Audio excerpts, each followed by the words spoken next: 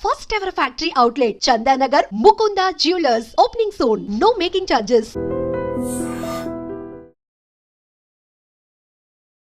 అందరికి నమస్కారం. నేను Swaroopa Potlapalli. Welcome to I dream.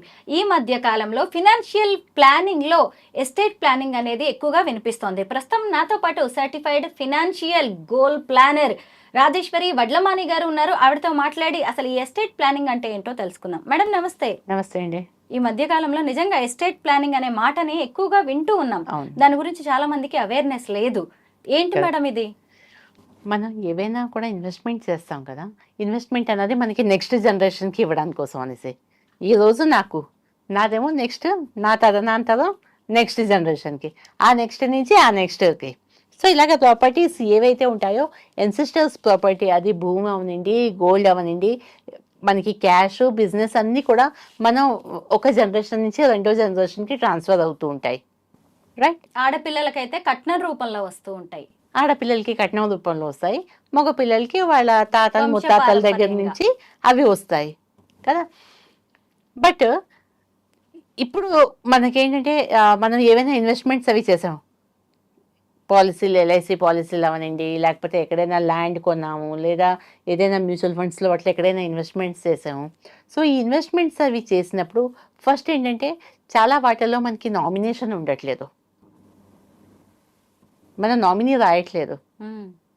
ఎందుకంటే డాక్యుమెంట్స్లో ఏదో ఆ టైంకి పాలసీ వచ్చిందా, బిజినెస్ వచ్చిందా, చాలు నామినీ తర్వాత పెట్టుకోవచ్చు. లేకపోతే ఇంట్లో ఏమైనా వీళ్ళకి గొడవలు అవి ఉన్నాయంటే నామినీ నేను తర్వాత చెప్తానులే అన్న, లేదా పెళ్ళి కాకముందు అమ్మని నాన్నని ముందు యూజువల్గా అందరు నామినీగా పెడతారు. ఆఫ్టర్ మ్యారేజ్ వాళ్ళు చేంజ్ చేసుకుంటారు, కానీ కొంతమంది చేసుకోరు.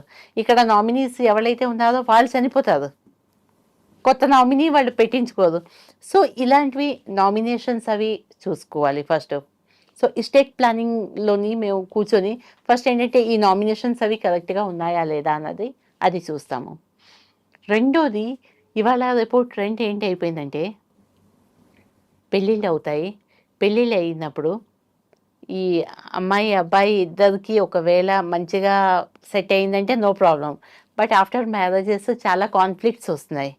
కాన్ఫ్లిక్ట్స్ వచ్చి ఎక్కువ రోజులు వీళ్ళు కలిసి ఉండట్లేదు, విడిపోతున్నారు.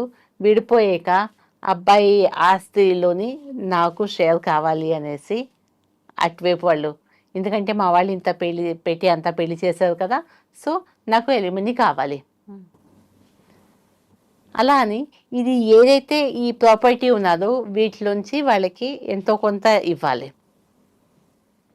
సో ఈ తాతల నాటేది ఏదైతే ప్రాపర్టీ ఉన్నదో, ఏదైతే అబ్బాయి పేరు మీద వచ్చిందో, వాళ్ళకి ఇష్టమైనా కష్టమైనా ఇంకా గవర్నమెంట్ ఏం చేస్తున్నది, ఎస్ మీరు ఇవ్వాలి. కట్నాలు తీసుకున్న వాళ్ళకైతే ఓకే, మీరు కట్నాలు తీసుకున్నారని. కానీ ఇవాళ రేపు కట్నాలు ఎవరు తీసుకోవట్లేదు. యూజువలీ క్యాష్ అవి కాదు, పెళ్ళి గ్రాండ్గా ప్రతి ఒక్కళ్ళు చేస్తారు. కానీ ఏంటంటే మేము ఇంత ఖర్చు పెట్టి మేము చేసాం కాబట్టి మాకు కావాలి అనేసి వాళ్ళు పెడతారు. సో ఈ ప్రాపర్టీ ఏదైతే ఉన్నదో దీనిని ఎన్సిస్టర్స్ ప్రాపర్టీ అవని, ఇంటికి పేరెంటల్ అవని, లేదా సెల్ఫ్ది ఏదైనా ఉంది, దీనికోసం అనేసి ఒకటి ఫ్యామిలీ ట్రస్ట్ అనేది చేసుకుంటున్నారు. ఈ ఫ్యామిలీ ట్రస్ట్లోని మదర్, ఫాదర్, పిల్లలు ఎంతమంది ఉన్నారో వీళ్ళందరూ కూడా they will be the part of the trust. ఇందులోని ఒకటి ఏంటంటే ఆ ప్రాపర్టీ నా పేరు మీద ఉండదు, బట్ నేను అనుభవించవచ్చు, ఇది నాకే ఉంటుంది. థర్డ్ పర్సన్ ఎవరు కూడా వచ్చి ఈ ప్రాపర్టీ మీద షేర్ అడగే రైట్స్ లేవు. అడిగినా కూడా this is trust, so we cannot give this. So this is the best. ఇవాళ అంటే ఇది అంతకుముందు నుంచి ఉన్నది, బట్ ఇప్పుడు ఉన్న ప్రజెంట్, ఎందుకంటే ఇప్పుడు మ్యారేజెస్ అంటే ఎంత సేపట్లోని మనకంటే ఫొటోస్ అవి అన్నీ కూడా మన తీసుకొని ఈ ప్రీ వెడ్డింగ్వి, పోస్ట్ వెడ్డింగ్వి, హెల్దీలు, మెహందీలు, బ్యాచిలర్ పార్టీస్, ఇన్ని ఈవెంట్స్ అవుతాయి కదా. ఇన్ని ఈవెంట్స్వి వీడియోగ్రాఫర్లు, ఫోటోగ్రాఫర్లు ఇంకా వీడియోస్ చేసి ఇవ్వరు. ఈ లోపల వీళ్ళేమో డైవర్స్ కోసం అనేసి అప్లై చేసేస్తున్నారు. అంటే ఫాస్ట్ గా మ్యారేజెస్ బ్రేకప్ అవుతున్నాయి. ఓకే, ఏమైనా అడిగితే కంపాక్టబిలిటీ లేదు, నచ్చలేదు, సింపుల్. అంతకుముందు ఏంటో నచ్చకపోతే సర్దుకుపోమ్మా, time to by time set అవుతుంది అనేసి అనేవారు. ఇవాళ రేపు పేషెన్సే లేదు. ఇది అయిపోయి వీళ్ళు ఇంకా విడిపోయే టైంలోని ఈ ప్రాపర్టీస్ గొడవలు మొదలవుతాయి. కాబట్టి ప్రతి ఒక్కళ్ళు కూడా ఈ ఫ్యామిలీ ట్రస్ట్ అనేది చేసి పెట్టుకుంటే దాన్ని ఎవరు కూడా తీసుకోలేదు. ఈవెన్ మన దగ్గర స్త్రీధనం అన్నది కూడా ఒక కాన్సెప్ట్ ఉండేది కదా. అవును. ఏదైతే ప్రాపర్టీ ఇప్పుడు గోల్డ్ అవి ఉన్నా లేదా పేరెంట్స్ ఏదైనా గిఫ్ట్ అది ఇచ్చినా కూడా అమ్మాయి పేరు మీదే ఇచ్చేవారు పసుపు కుంకుమల కింద కదా.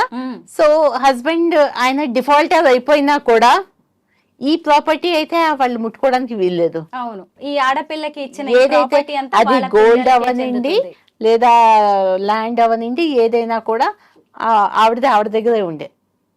సో అలాగే ఇప్పుడు ఏంటంటే ఫ్యామిలీ ట్రస్ట్ అన్నది మనం చేసుకుంటే ఓకే, రాబోయే కాలంలోని ఇలాంటివన్నీ ఏవైనా కొంతమంది ప్రాపర్టీని చూసుకొని పెళ్లి చేసుకుంటారు.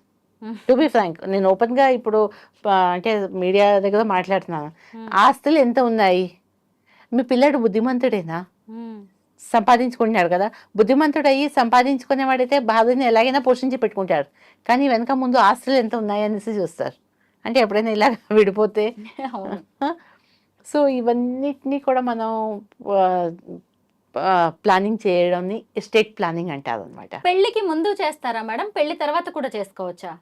లేదు, మామూలుగా ఏంటంటే ముందుగానే వీళ్ళన్నీ కూడా చేసుకొని పెట్టుకున్నాకనే పెళ్లి చేసుకుంటే బెటర్.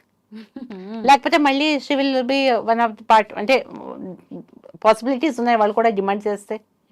కాబట్టి ఏంటంటే ముందు తల్లి తండ్రి ఈ వీళ్ళకి ఉన్న పిల్లలు వాళ్ళదే పెట్టుకోవాలి. అంటే ఎలా చేస్తారు ఈ ఎస్టేట్ ప్లానింగ్ లో ఉన్న ప్రాపర్టీస్ ఏంటి? అంటే మనవి ఏవైనా ఫిజికల్ ఇప్పుడు బ్యాంక్ బ్యాలెన్స్ అవనండి, పొలాలు అవనండి, మనకి ఇల్లు ఏవైనా ఉన్నది, బిజినెస్ ఉన్నది, ఇవన్నీ కూడా వాటిలోనే వస్తుంది. అండ్ దానికోసం అనేసి మనకి ఫైనాన్షియల్ ప్లానర్ విత్ లాయర్స్ వాళ్ళు వస్తారు. అండ్ ఇవన్నీ కూడా రిజిస్ట్రేషన్స్ అవి అన్నీ కూడా అవుతాయి అన్నమాట. లీగల్ ప్రొసీజర్ ఉన్నది. దానికి ఒక 15-20,000 రూపీస్ దానికి స్పెండ్ చేయవలసి వస్తుంది. సో ఆ 15-20,000 రూపీస్ స్పెండ్ చేసాక వాళ్ళది ఏంటంటే ఒక ఫ్యామిలీ ట్రస్ట్ అన్నది ఒకటి చేసుకోవచ్చు.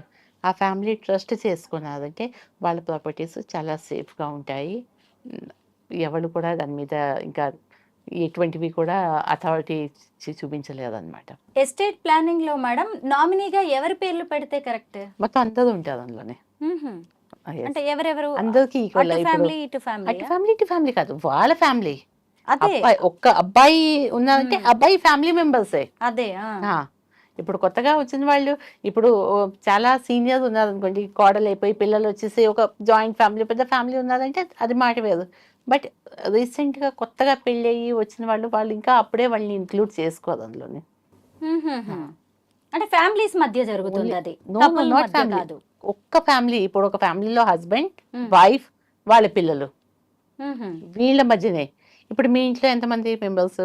మేము 4 members, wife, husband, 2 kids. So ఈ 4 మధ్యనే మీది ఫ్యామిలీ ట్రస్ట్ వస్తుంది. ఓకే, ఇటు పేరెంట్స్ కి సంబంధం ఉండదు. మీ 4 మీ ఇన్లాస్ ఏదైతే ప్రాపర్టీ ఉన్నదో వాళ్ళు మీకు ఇవ్వాలనుకుంటున్నారు కదా. సో ఇప్పుడు మీకు కూడా పిల్లలు ఉన్నారు కాబట్టి మీ కూడా ఇస్తారు. సో దట్ మీకు వచ్చే కోడలతో ఇప్పుడు మీరైతే మీరు ఏమీ క్లెయిమ్ చేయరు వాళ్ళ దగ్గర, బికాజ్ ఇన్నాళ్ళు పెళ్ళి అయిపోయింది, అంతా కూడా సెట్ అయిపోయింది. బట్ మీకు రాబోయే కోడలు వాళ్ళు ఇలాంటివన్నీ ప్రాబ్లమ్స్ రాకుండా మీరు కూడా చేసి పెట్టుకోవాలి. అంటే వాళ్ళతో పాటే మీది కూడాను. నిజమే, ఈ మధ్య కాలంలో ఎన్ని బ్రేకప్ అయినా, ఎందుకంటే మీకు వచ్చిన ప్రాపర్టీ ఎక్కడి నుంచి వస్తుంది? యాన్సెస్ట్రల్, లేదంటే మేము కూడా మీది ఉంటుంది, మీ పేరెంటల్ వాళ్ళ దగ్గర నుంచి వస్తుంది. ఓకే, సో మీ ప్రాపర్టీ మీద మీ పిల్లలకి కూడా రైట్స్ ఉన్నాయి, రైట్? సో మీ పిల్లల్ని చేసుకునే వాళ్ళు క్లెయిమ్ చేసుకోవచ్చు ఆ ప్రాపర్టీ మీద. But if it is a family trust, nobody can come and claim. Okay, బాగుంది మేడం, చాలా క్లియర్ గా చెప్పారు. నాకున్న డౌట్స్ ఏంటంటే ప్రతి బిజినెస్ మ్యాన్ కాస్తో కోస్తో ల్యాండ్లు ఉన్న వాళ్ళు ఓకే, ఇది ఫ్యామిలీ ట్రస్ట్ చేసి పెట్టుకోవడం అన్నది చాలా మంచిది.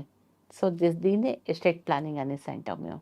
అంతే. ఇప్పుడేదో మనం ఒక 20,000 ఖర్చు అవుద్ది అని ఆలోచించడం కంటే ఆలోచించే కదా. భవిష్యత్తు ఎలా ఉంటుందో కదా. మనం ముందే జాగ్రత్త పడ్డాం సో మంచిది. నెక్స్ట్ ఏంటంటే ప్రాపర్టీ కోసం అట్లీస్ట్ నచ్చలేదు, ఓకే నేను విడిపోతాను, నా ఉద్యోగం నాకు ఉన్నది, నేను చేసుకుంటాను, కానీ ఈ ప్రాపర్టీ గొడవలు ఉండవు. Thank you so much madam. Estate planning గురించి చాలా క్లియర్ కట్ ఇన్ఫర్మేషన్ ఇచ్చారు. Most welcome.